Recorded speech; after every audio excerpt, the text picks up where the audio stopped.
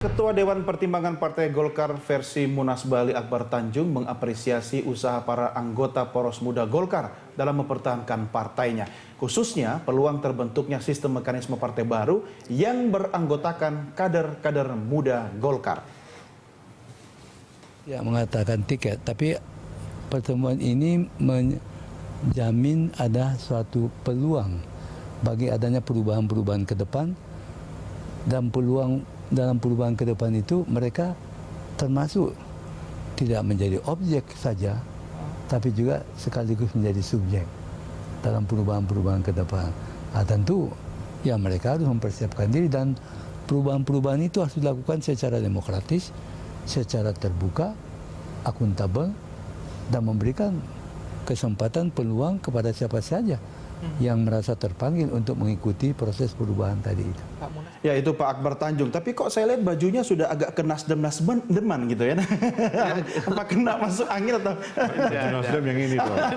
Kalau ini asli nih, baju Papua. Tapi begini loh, sebetulnya kalau beginilah, kalau teman-teman Golkar juga segera bisa bersatu, itu ada agenda-agenda yang sangat penting loh untuk ke depan ini. Terutama ke agenda-agenda penataan politik kita untuk ada suatu pemerintahan yang efektif itu. Terus 2019 pasti harus dilaksanakan yang namanya pemilu serentak, dalam arti yang menurut saya dalam arti yang benar, yaitu pemilu konkuren itu. Ini sudah mulai banyak diskusi dan sebagainya, meskipun sayup-sayup, ini mesti harus ditangkap oleh partai-partai itu. Dan terutama Partai Golkar sangat paham mengenai isu-isu seperti itu, karena sebetulnya bahan-bahan itu juga pernah juga dibicarakan di Golkar. Nah, ini bagi saya penting sekali agenda ini. Karena apa? Karena agenda itu kalau kemudian juga bisa dilaksanakan pemilu konkuren, baik di tingkat nasional dan di tingkat kemudian di tingkat lokal dalam pilkada dan sebagainya, barang itu barang dalam arti pemilihan eksekutif dan legislatif bersama-sama, ya, itu tentu bisa ada efek yang bisa mengakibatkan bahwa eksekutif akan selalu mendapatkan dukungan di parlemen yang sifatnya simetrik, begitu berat di tingkat daerah. Ini perlu sekali, tapi mikir itu pun menurut saya sekarang ini Golkar nggak sempat lagi mikir. Udah nggak sempat mikir, itu udah capek. Tapi begini. Padahal potensinya besar sekali. Ya. Oke lah, kita bicara potensi peluang, tergantung bagaimana Golkar memanfaatkan peluang itu. Betul. Nah, kalau ibaratnya ini orang dalam posisi sudah sakit kritis, katakanlah stroke ya, ada berapa jam pertama itu penanganan gitu kan? Mungkin 6 jam. Ada golden periodnya. Ada golden periodnya. Ini golden periodnya sampai kapan kira-kira? Kalau enggak, wassalamualaikum nanti. Loh, ini sudah golden period itu sudah lewat. Udah ini lewat. Sudah critical period sekarang ini. Ya, toh. Jadi harus betul-betul semakin lama harus semakin mengempos kekuatan, ya, dan itu tidak mudah karena kekuatan itu semakin lemah kalau di dalam.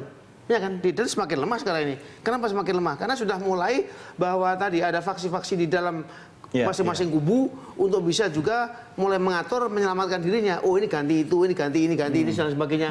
Ya kan, ini juga semakin ramifikasi daripada apa itu perpecahan akan semakin kompleks, dan itu semakin tidak ada lagi. Sekarang kan saya nggak pernah dengar tuh rapat-rapat koordinasi Golkar DPD dengan apa pimpinan DPP atau di tingkat kabupaten pada mekanisme rapat-rapat itu sudah tidak pernah ada kan, tapi lagi di hotel, lobi-lobi.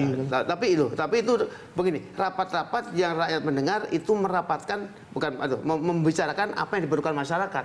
Tapi kalau rapat-rapat sudah untuk konsolidasi yang sangat internal memperkuat oligarki partai, itu tidak usah dibicarakan oleh tidak menjadi kepentingan masyarakat itu. Ya kan, itu cuma akan memperkuat oligarki saja itu. Tugas Anda lah Pak Mahadi, Pak Akbar Tanjung, Pak Habibie dan para senior Golkar itu menyelamatkan partai Anda sendiri.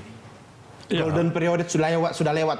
Ya, kritis sekarang. Ini memang tugas kita, tetapi kan kita sedang mencari jalan. Salah satu jalan itu konon kabarnya Mahkamah Partai itu masih punya fungsi sesuai dengan undang-undang gitu. Tapi karena Mahkamah Partai ini pun makanya tuh. Sekarang siapa yang masih bisa yang ada tuh Mahkamah belum itu? ada 4 tetap masih kan, Pak Muladi, Pak Natabaya, Pak Andi Matalata, saudara siapa itu yang tentara? Rahman apa? Yang dubes itu ya? Ya, dia di luar negeri. Tapi masih bisa itu. Aulia Rahman. Aulia Rahman. Tapi ya kita kan bisa melakukan pembaharuan. Kalau memang mau gitu ya. Kalau perlu kan munasnya online aja kan. Teknologi canggih. Teknologi sudah. Yang penting kan pilih hak siapa suara lewat masing-masing. online, sehingga nggak keluar uang kan. Iya. Tidak ada faktor lagi orang berbaju loreng marah-marah seperti tadi kelihatan. Nah, sekarang tinggal memang bagaimana merumuskan. Iya. Nah, bagaimana Pak Habibie sudah saran. Saya kira Pak Habibie sudah masuk, Pak Akbar sudah masuk, Pak JK juga sudah masuk. Tapi mungkin Pak JK karena separuh-separuh gitu ya, karena takut. karena dituduh. posisi di pemerintahan juga. Takut kan dituduh harus ya, kamu cari kekuasaan baru ya. Kan? atau intervensi gitu. Karena itu saya pikir lebih bagus pemerintah yang resmi melakukan pendekatan. Siapa yang ditunjuk? Menteri Dalam Negeri kah? Ya, atau Menkumham. Menkumham. Lakukan pendekatan, panggil itu semua DPD, Ya. dengarkan, turun mereka ke daerah, kan gubernur bisa memanggil itu. Oke. Ya. Kalau mereka ini mau membantu, selesai. Tapi kalau mereka juga berpikir, biar aja ini mati 2019, ya, menurut saya Harus ada pendekatan juga dong, lobby kepada pemerintah gitu kan. Biar Ya. kasih sinyal kepada pemerintah, biar pemerintah mungkin menangkap begini. Nanti kalau kita bantu dikira campur tangan gitu kan. Nah, harus ada keterbukaan dari Partai Golkar sendiri. Oke, silakan masuk, tapi koridornya Ya, karena begini. perlu dia suruhin tangannya kan, waktu membantu itu. Nggak campur kan, tangannya di Oke, belakang begini. gitu. Saya harus mengakhiri diskusi kita malam ini. Tapi daripada sibuk mikirin orang pakai baju loreng marah-marah, mending pakai baju batik seperti Anda berdua. Nah, ini melestarikan budaya bangsa, oke? Bukan, Pak Mahadi. karena saya istri saya orang Solo jadi memang. Tapi bukan lambang partai kan di batiknya kan? Ini lambang pedagang. Oke. Pak Mahadi terima kasih, Pak Kris terima kasih. Ini semua sebetulnya ungkapan keprihatinan kita dan rasa cinta kita kepada Ya. namanya partai politik. Ya. Karena kita perlukan untuk menumpang kekuasaan Iya, baru membangun yang demokrasi. yang di situ. Minggu depan kita dialog lagi pakai warna kuning ya. Terima kasih Bapak-Bapak sekalian. Selamat malam. Dan pemirsa, demikian diskusi kita malam ini.